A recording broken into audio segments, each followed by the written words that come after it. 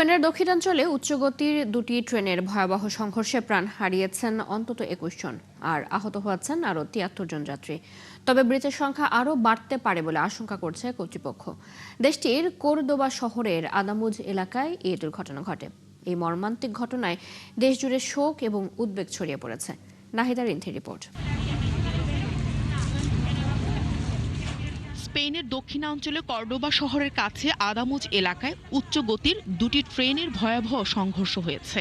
স্থানীয় সময় রবিবার সন্ধ্যা ৬টা ৪০ মালাগা থেকে মাদ্রিদের উদ্দেশ্যে একটি ট্রেন ছেড়ে যাওয়ার মাত্র ১০ মিনিটের মাথায় লাইনচ্যুত হয়ে পাশের রেললাইনে ছিটকে পড়ে। একই সময়ে বিপরীত দিক থেকে আসা মাদ্রিদ থেকে হুয়েলভাগামী আরেকটি ট্রেনও লাইনচ্যুত হয়। এতে বহু মানুষ হতাহত হন। গুরুতর আহত অবস্থায় হাসপাতালে চিকিৎসাধীন রয়েছেন অনেকে। ঘটনাস্থলে এখনও উদ্ধার কাজ চালিয়ে যাচ্ছে কর্তৃপক্ষ। এদিকে দুর্ঘটনার সুনির্দিষ্ট কারণ এখনও জানা যায়নি। তদন্ত শেষ হতে অন্তত ১ মাস সময় লাগতে পারে বলে ধারণা করা হচ্ছে।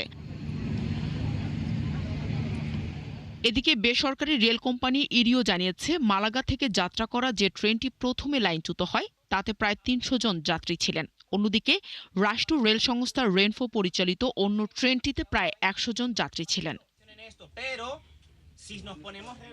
স্পেনের পরিবহন মন্ত্রী অস্কার পুয়েন্তে বলেন, ঘটনাটি বিস্ময়কর, কারণ ট্রেনটি একটি সোজা রেলপথে লাইনচ্যুত হয়। ওই রেলপথটি গত বছরের মে মাসে সংস্কার করা হয়েছিল। তিনি জানান, দুর্ঘটনার পর মাদ্রিদ ও আন্দালুসিয়ার মধ্যকার সব রেল যোগাযোগ বন্ধ করে দেওয়া হয়েছে। পাশাপাশি যাত্রীদের জন্য রাতভর ট্রেন স্টেশনগুলো খোলা রাখা হবে বলে জানিয়েছে কর্তৃপক্ষ। অন্যদিকে স্পেনের প্রধানমন্ত্রী ও রাজা এই দুর্ঘটনার খবরে গভীর উদ্বেগ প্রকাশ করেছেন। পাশাপাশি দুর্ঘটনায় ক্ষতিগ্রস্তদের সহায়তার আশ্বাসও দিয়েছেন। এছাড়া ফ্রান্সের প্রেসিডেন্ট ইমানুয়েল ম্যাক্রন এবং ইউরোপীয় কমিশনের প্রধান উর্সুলা ভন ডার লিয়নও শোকবার্তা জানিয়েছেন। নাহিদা রিন্থি, ৭১। ইরানের সর্বোচ্চ ধর্মীয় নেতা আয়াতুল্লাহ আলী খামেনির ওপর যে কোনো ধরনের হামলা যুদ্ধ ঘোষণা শামিল হবে বলে হুঁশিয়ারি দিয়েছেন দেশটির প্রেসিডেন্ট মাসুদ পেজেশকিয়ান। সম্প্রতি মার্কিন প্রেসিডেন্ট ডোনাল্ড ট্রাম্প ইরানে সরকার পরিবর্তনের সময় এসেছে বলে মন্তব্য করার পর এই হুঁশিয়ারি দেন তিনি। এর আগে সাম্প্রতিক সরকার বিরোধী বিক্ষোভে ৫,০০০ মানুষ নিহত হওয়ার কথা স্বীকার করেছে দেশটির সরকারের এক কর্মকর্তা। এদিকে বৈশ্বিক ইন্টারনেট থেকে স্থায়ীভাবে নিজেদের গুটিয়ে নেওয়ার পরিকল্পনা করছে ইরান সরকার। সৃষ্টি ঘটকের রিপোর্ট।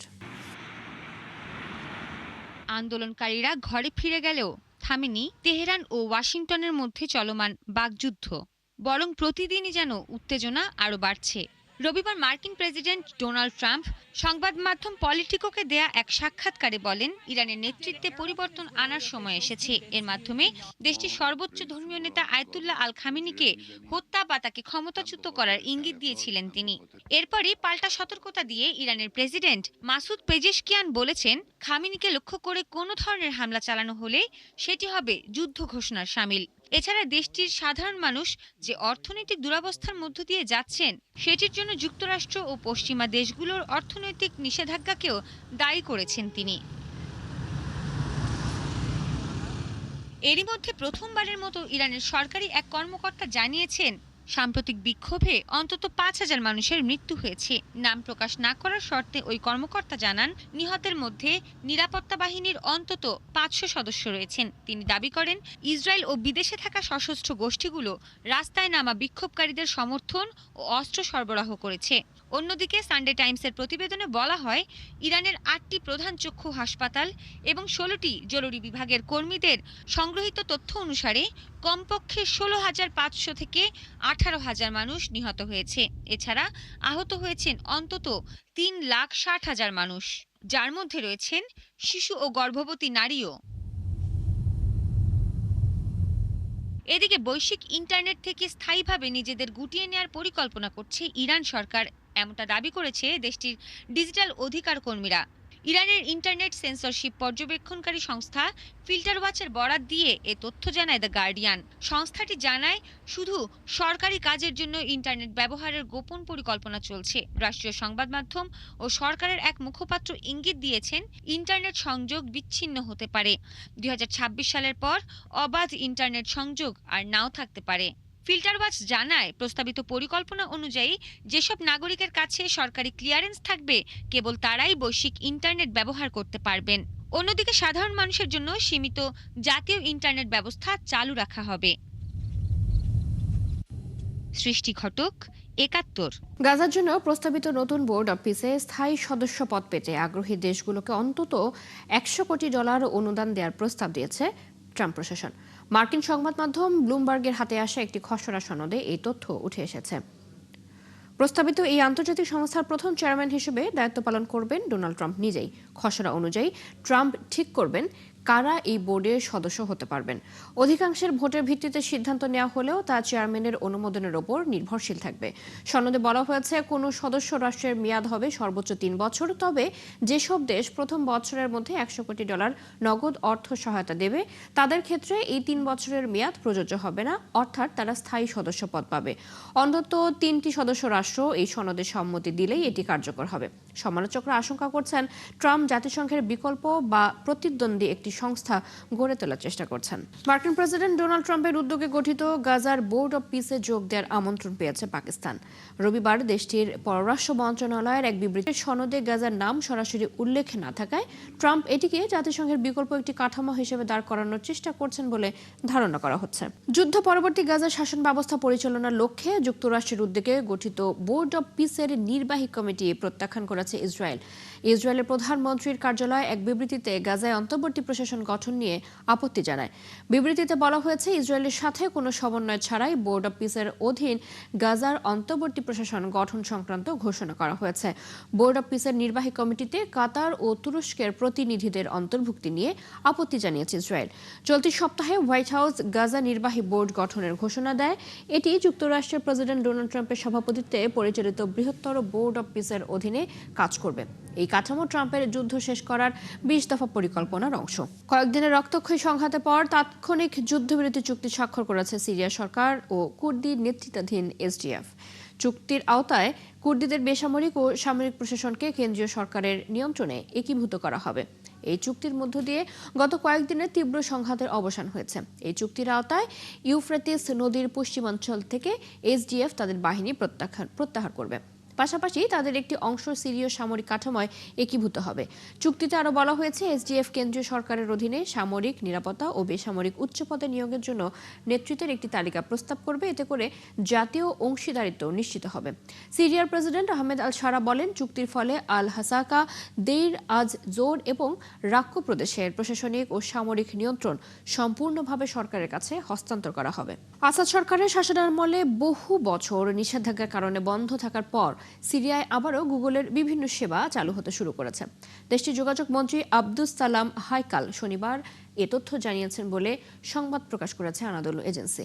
মন্ত্রী জানিয়েছেন, বর্তমানে সিরিয়ায় অনেক ব্যবহারকারী ভিপিএন ছাড়াই গুগল প্লে স্টোরে প্রবেশ করতে পারছেন। তিনি মার্কিন সামাজিক যোগাযোগ মাধ্যম এক্সে দেয়া এক পোস্টে বলেছেন, আগামী কয়েক সপ্তাহের মধ্যেই গুগলের অধিকাংশ প্ল্যাটফর্ম সারা দেশে পর্যায়ক্রমে চালু হবে বলে আশা করা হচ্ছে। বাশার আল আসাদের শাসনামলে আরোপিত আন্তর্জাতিক নিষেধাজ্ঞার কারণে সিরিয়ায় দীর্ঘদিন ধরে গুগল সহ অধিকাংশ বৈশ্বিক প্রযুক্তি প্রতিষ্ঠানের সেবা বন্ধ ছিল। এসব নিষেধাজ্ঞার ফলে আন্তর্জাতিক প্রযুক্তি কোম্পানিগুলো দেশটিতে কার্যক্রম চালাতে পারেনি। চিলিতে ভয়াবহ দাবানলে অন্তত 18 জনের মৃত্যু হয়েছে আর আহত হয়েছেন অনেকে। এছাড়া নিহতের সংখ্যা আরও বাড়তে পারে বলে আশঙ্কা করছে কর্তৃপক্ষ। এরই মধ্যে দাবানলের কারণে দেশটির নিউবলে ও বিও দুইটি অঞ্চলে রাষ্ট্রীয় বিপর্যয় ঘোষণা করা হয়েছে। নিরাপদ স্থানে সরিয়ে নেওয়া হয়েছে 20,000-এর বেশি মানুষকে। দেশটির দুর্যোগ ব্যবস্থাপনা কর্মকর্তারা জানিয়েছেন, এখনো পর্যন্ত দাবানল প্রায় 20,000 হেক্টর এলাকায় ছড়িয়ে পড়েছে। যুক্তরাষ্ট্রের মিনিয়াপলিসে চলমান অভিবাসন বিরোধী আইসিই বিক্ষোভ দমনে 1,500 সেনাকে প্রস্তুত রাখা হয়েছে বলে জানিয়েছেন দেশটির এক প্রতিরক্ষা কর্মকর্তা। ব্রিটিশ সংবাদ মাধ্যম বিবিসির সহযোগী প্রতিষ্ঠান সিবিএস নিউজকে ওই কর্মকর্তা জানান, আলাস্কায় অবস্থানরত এই সেনাদের মোতায়েনের বিকল্পটি এখন প্রেসিডেন্ট ডোনাল্ড ট্রাম্পের হাতে রয়েছে। শনিবার শহরটিতে immigration and customs enforcement ICE বিরোধী বিক্ষোভ অব্যাহত ছিল। গুয়েতেমালায় 3টি কারাগারের দখল নিয়ে 46 জনকে জিম্মি করেছে কয়েদিরা। কারাগারে বেশি সুবিধা চাওয়া গ্যাং সদস্যরা এ ঘটনায় জড়িত বলে দাবি দেশটির স্বরাষ্ট্রমন্ত্রীর। জিম্মি হওয়া ব্যক্তিদের অধিকাংশ নিরাপত্তা কর্মী। কারা কর্তৃপক্ষের বরাত দিয়ে বার্তা সংস্থা রয়টার্স জানিয়েছে, জিম্মিদের মধ্যে একজন মনোবিজ্ঞানী আছেন। শনিবার স্থানীয় সময় বিকেল থেকে কারাগার দখলে নিয়ে অনেককে জিম্মি করা হলেও কোনো হতাহত হয়নি। চীনে গত বছর ইতিহাসের সবচেয়ে কম জন্মহার রেকর্ড করা হয়েছে। এতে করে টানা 4 বছর দেশটির জনসংখ্যার পরিমাণ শুধু কমেছে, যা বিশ্বের দ্বিতীয় বৃহৎ অর্থনীতির দেশটির জনসংখ্যা সংক্রান্ত যে চ্যালেঞ্জ রয়েছে সেটি সামনের কয়েক দশকের জন্য আরও বেশি গভীর হবে। চীনের জাতীয় পরিসংখ্যান ব্যুরো সোমবার এক প্রতিবেদনে জানিয়েছে, 2025 সালে প্রতি 1000-এ তাদের জন্মহার কমে দাঁড়িয়েছে 5.63%, যা 2023 সালের 6.39%-এরও কম। বছর জুড়ে বিশ্বের কোথাও না কোথাও হয় নানা উৎসব কিংবা দিবস, যাকে ঘিরে আনন্দ উল্লাসে মেতে ওঠে মানুষ। নেদারল্যান্ডসে হয়ে গেল ভিন্নধর্মী এমনই এক উৎসব, দেশটির অন্যতম ফুল টিউলিপ। আর সেই ফুলকে ঘিরে আমস্টারডামে কৃষকরা আয়োজন করেন বিশেষ উৎসবের। ব্যতিক্রমী সেই আয়োজনের খবর জানাচ্ছেন আরাফাত ইসলাম। ইউরোপের দেশ নেদারল্যান্ডসে শুরু হয়ে গেছে শীতের মৌসুম, তা জানান দিচ্ছে প্রকৃতিও। ফুটেছে টিউলিপ, রঙিন ফুল শোভা ছড়াচ্ছে ধরণীতে। টিউলিপ ফুলকে ঘিরে তাই তো রাজধানী আমস্টারডামে আয়োজন করা হয় বর্ণিল উৎসবের, যেখানে ঢল নামে নানা শ্রেণী পেশার মানুষের। আমস্টারডামের মিউজিয়াম প্লেন স্কোয়ারে হাজারো মানুষ জড়ো হয় ন্যাশনাল টিউলিপ ডে পালন করতে। দিনটি উপলক্ষে নানা ধরনের ফুল নিয়ে হাজির হয় কৃষকরা। দর্শনার্থীদের মধ্যে বিনামূল্যে বিতরণ করা হয় প্রায় 2 লাখ টিউলিপ। টিউলিপ ফোটার মৌসুম শুরুর বার্তা দিতেই ভিন্নধর্মী এই উৎসব। নিয়ম অনুযায়ী প্রত্যেক দর্শনার্থীকে 10টি করে টিউলিপ তোলার অনুমতি দেয়া হলেও উৎসব মুখর মানুষ অনেকেই তার চেয়ে বেশি ফুল তুলে নেন।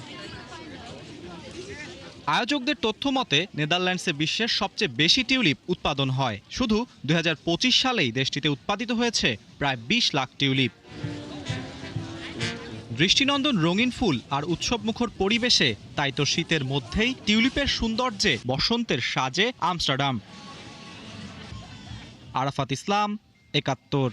এই ছিল আজকের আয়োজনে। বিশ্বের আরো নতুন কিছু খবর এবং বিশ্লেষণ নিয়ে আগামীকাল সকাল 9:30 আবারও হাজির হবে বিশ্বযোগ। চোখ রাখুন 71-এর ফেসবুক পেজে, সাবস্ক্রাইব করুন 71-এর ইউটিউব চ্যানেল। 71-এর সাথে থাকুন।